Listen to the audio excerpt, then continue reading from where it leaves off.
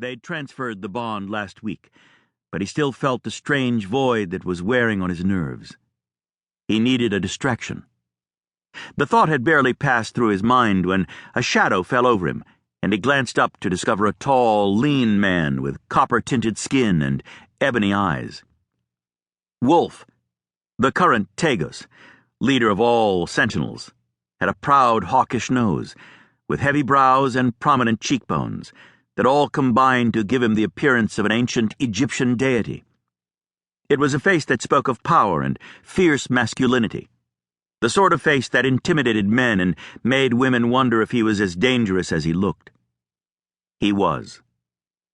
Just as arresting was the shoulder-length black hair that had a startling streak of gray that started at his right temple.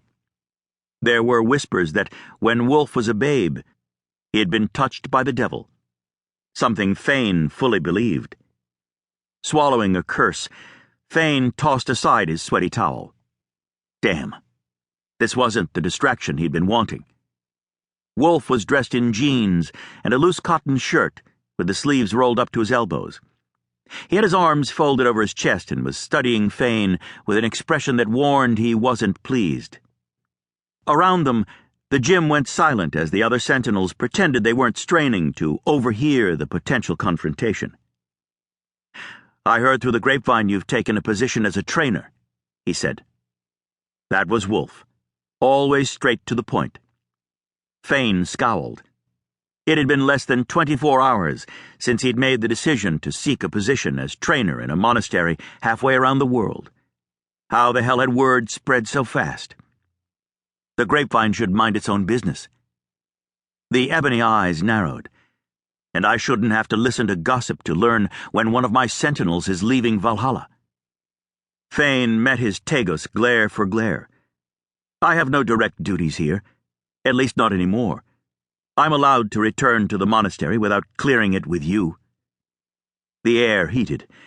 Sentinels' body temperature ran hotter than humans, and when their emotions were provoked, they could actually warm the air around them. "Don't be an ass. This isn't about duties. I'm worried about you." Oh, hell.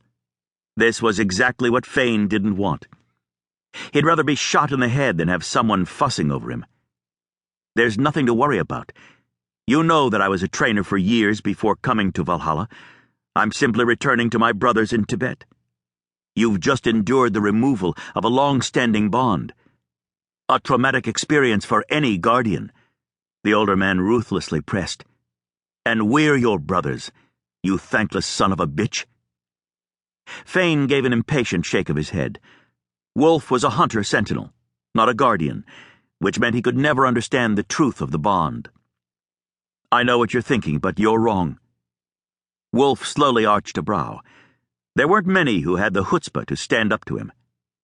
"What am I thinking? Callie and I never had a sexual relationship. Did you want one?" "No," Fane growled. "Jesus Christ. She was like a sister to me. She still is." The dark gaze never wavered. "And it doesn't bother you that she's with Duncan? Not so long as he treats her right." Fane allowed a humorless smile to touch his lips. "If he doesn't, I'll rip out his heart with my bare hands." Wolf nodded. They both understood it wasn't an empty threat. "Good," the Tagus said. "But that wasn't my concern." Fane surged to his feet, his tattoos deepening in response to his rising temper. It was barely past noon, but it had already been a long day. "Does this conversation have an end in sight?" Wolf stood his ground. No shocker. The man always stood his ground. "This past decade has been dedicated to protecting Callie. Now you're going to have a void where the bond used to be. It's going to make you—" He paused, as if sorting through his brain for the right word. "Twitchy." "Twitchy?" Wolf shrugged. "I was going to say as mean as a viper, but that would be an insult to the viper." There was a snicker from the front of the room. Fane sent a glare that instantly had the younger sentinel scurrying from the gym. He returned his attention to his leader, his gaze narrowed. "And fuck you too. I'm serious, Fane.